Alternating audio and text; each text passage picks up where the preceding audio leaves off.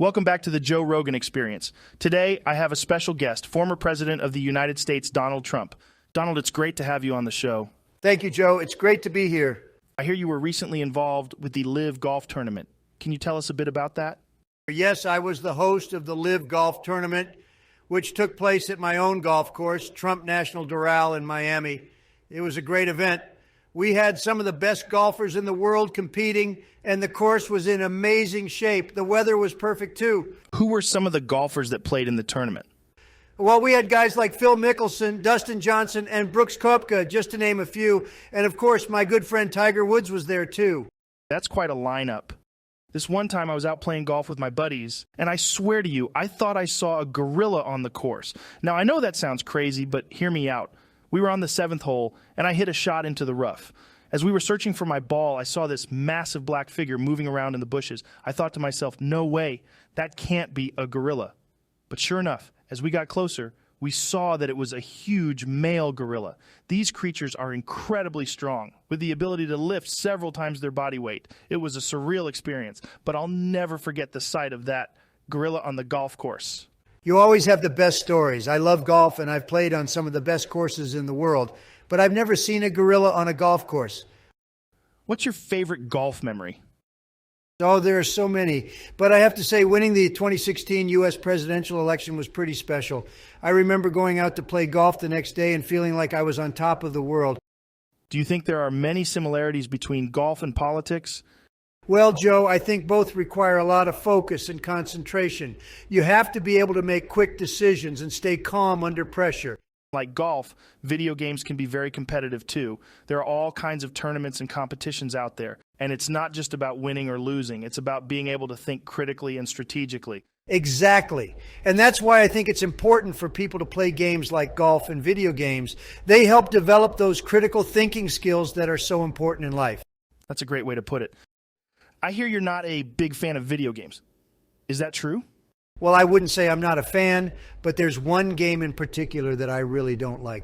Oh, yeah? Which one is that? Mario Golf 64. What? Why don't you like Mario Golf 64? Well, Joe, it's just not realistic. I mean, I'm a golfer in real life, and when I play video games, I want them to be as close to reality as possible. Mario Golf 64 is just too cartoonish for me. So you think the game should be more realistic? Absolutely, Joe. Golf is a serious sport and should be treated as such. Mario Golf 64 just isn't a fair test of skill and hard work. It's a game that promotes communism. Wait, what do you mean? How does a video game promote communism? Well, in Mario Golf 64, everyone is treated equally, regardless of how much they practice or how skilled they are. It's not a true test of meritocracy, which is what our country was built on. I see what you're saying. So you think that people should be rewarded based on their hard work and skill, not just for participating? Exactly, Joe. That's what makes our country great.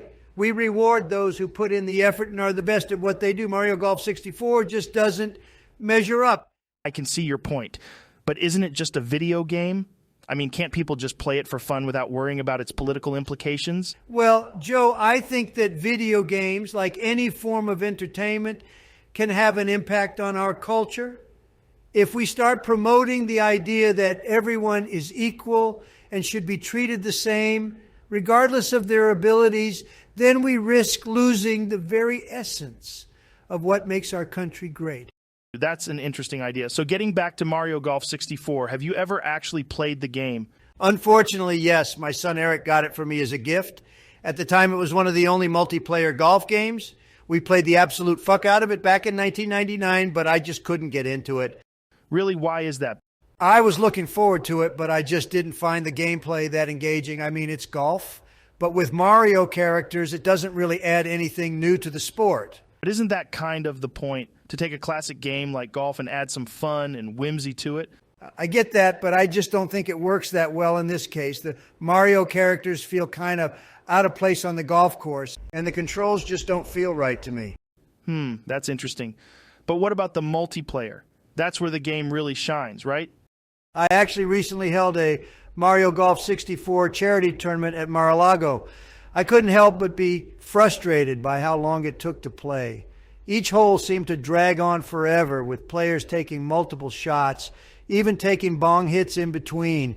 and deliberating over their moves. By the time we finished 9 holes, I was ready to call it quits. I understand that golf is supposed to be a slow, methodical game, but this is a video game. It shouldn't take over an hour to play a single round. I guess I can see how that can be frustrating. It's especially frustrating in a multiplayer setting where you have to wait for each person to take their turn. It felt like we spent more time waiting around than actually playing the game. To be fair, the game does offer some options to speed things up, like turning off animations or playing a shorter course. But even with those settings, the game still feels sluggish and drawn out. It's a shame, but the pacing is just too slow for my taste. I wouldn't recommend Mario Golf 64 multiplayer unless you have a lot of time on your hands and a lot of patience for slow gameplay. It's just not worth the time investment for me. Don't you think that the length of the game allows for a more satisfying sense of progression? As you're moving through the course, you can see your score improving or slipping away, and the tension builds as you approach the final holes. A shorter game might not offer the same sense of satisfaction or accomplishment.